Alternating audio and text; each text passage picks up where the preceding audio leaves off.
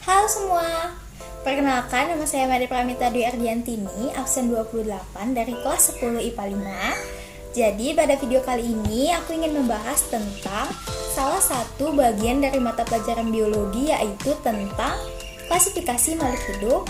Dan kali ini saya akan membahas tentang kladogram dan kunci determinasi.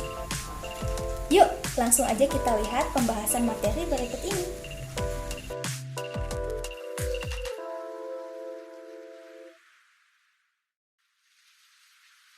Kladogram.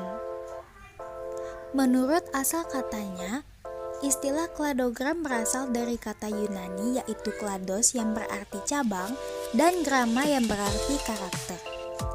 Pengertian kladogram adalah diagram yang mewakili hubungan hipotesis antara kelompok organisme termasuk nenek moyang yang sama dengan mereka. Untuk bentuk kladogram sendiri, bentuknya menyerupai cabang pohon yang menjulur keluar dari batang. Bentuknya bisa sangat sederhana, hanya membandingkan beberapa kelompok organisme, atau bisa juga sangat kompleks dan berpotensi untuk mengklasifikasikan semua bentuk kehidupan. Nah, bagaimana sih cara membuat kladogram? Jadi, cara membuat kladogram yang pertama adalah kita mengidentifikasi terlebih dahulu kelompoknya secara terpisah antara hewan atau tumbuhan. Kemudian yang kedua, membuat daftar atau tabel karakteristik. Dan yang ketiga, kita membuat diagram Venn, di mana diagram Venn ini untuk membantu kita dalam mengelompokkan organisme sebelum menggambar kladogramnya. Kemudian langkah yang terakhir adalah menggambar kladogramnya. Berikut adalah contoh tabel kladogram pada hewan, di mana pada gambar sebelah kiri adalah gambar tabel karakteristik dari hewan vertebrata. Pada tabel ini berisi berbagai hewan vertebrata seperti hiu, belut, kata, dan seterusnya. Ada juga manusia. Kemudian dengan berbagai karakteristiknya seperti memiliki rahang, memiliki tulang rangka, bernapas dengan paru-paru, dan seterusnya. Di tabel ini, hewan yang memenuhi karakteristiknya akan diberi tanda centang. Kemudian, pada gambar sebelah kanan adalah diagram Venn, di mana diagram Venn ini berisi hewan dengan karakteristiknya yang sesuai. Misalnya memiliki rahang dipenuhi atau dimiliki oleh hewan belut, kemudian yang memiliki tulang rangka oleh hewan hiu, dan seterusnya. Kemudian di bawahnya kita bisa melihat gambar kladogram bahwa manusia dan orangutan memiliki hubungan kekerabatan yang cukup dekat karena memiliki kesamaan ciri yang hampir sama, yaitu berkaki dua, bernapas dengan paru-paru, dan seterusnya. Kunci determinasi. Kunci determinasi atau kunci dikotom adalah berupa daftar ciri-ciri yang disusun berurutan untuk merumuskan nama spesies pada suatu makhluk hidup. Pengertian dari kunci determinasi adalah suatu cara atau langkah untuk mengenali organisme dan mengelompokkannya pada takson makhluk hidup.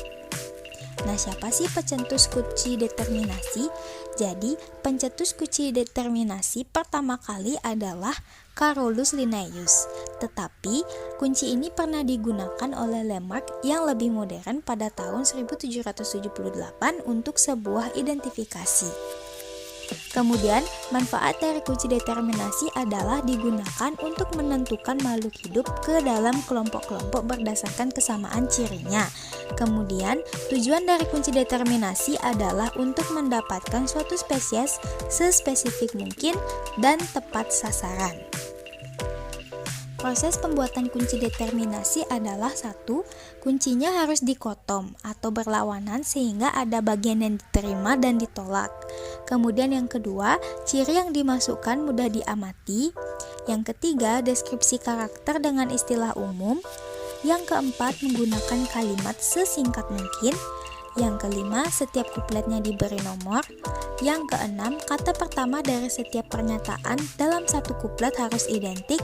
Dan yang terakhir atau yang ketujuh, hindari pemakaian kisaran yang tumpang tindih atau hal-hal yang bersifat relatif dalam kuplet. Berikut adalah contoh kunci determinasi pada tumbuhan, di mana pada gambar sebelah kiri kalian bisa melihat tanaman padi, jagung, mangga, dan seterusnya. Kemudian dijabarkan berdasarkan ciri-ciri atau karakteristik seperti tumbuhan berbiji, berspora, dan seterusnya. Kemudian hal ini pada karakteristik atau ciri-cirinya akan dijabarkan atau diisi oleh tumbuhan yang memenuhi kriteria atau karakteristik tersebut, dan akan terus dijabarkan hingga pada setiap kolomnya hanya berisi satu jenis tanaman saja. Kemudian pada gambar sebelah kanan adalah penjabaran dari tabel yang ada di sebelah kiri atau kolom yang ada di sebelah kiri. Nah, sehingga kesimpulan dari kunci determinasi pada penjabaran kolom tersebut adalah saya memakai contohnya apel, di mana kunci determinasi pada apel adalah 1A atau tumbuhan berbiji, 2B atau tumbuhan berbiji Angiospermae atau berbiji tertutup, kemudian 5B dikotil atau berkeping 2, dan 7B tanaman dengan daging buah berwarna putih. Nah, jadi itu dia tadi pembahasan tentang kladogram dan juga kunci determinasi.